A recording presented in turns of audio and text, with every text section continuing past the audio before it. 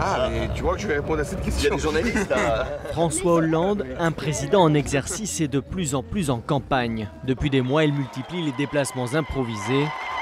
Objectif, retrouver le contact des Français. Il va pleuvoir. Mais avant de pouvoir officiellement lancer l'opération Reconquête, c'est une véritable course d'obstacles qui attend le chef de l'État. Le premier, l'emploi. Le président de la République a lui-même conditionné sa candidature à la baisse du chômage. Et j'ai même dit que je serais jugé sur ce résultat-là.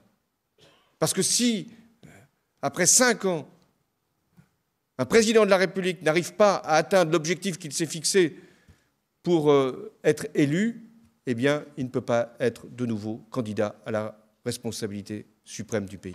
Cet été, le chômage s'est stabilisé. Mais l'inversion de la courbe promise il y a presque 2 ans n'est pas au rendez-vous.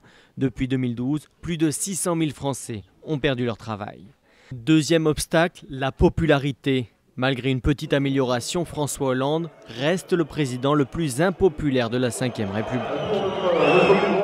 Et d'ici la présidentielle, le chef de l'État sera également spectateur de la primaire de droite. Passé par là, François Hollande sait que cette étape créera une dynamique dans le camp de l'opposition.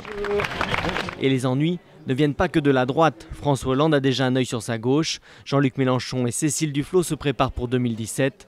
Une multiplication des candidatures qui pourrait coûter la qualification au second tour de François Hollande et laisser le champ libre à un duel entre la droite et Marine Le Pen.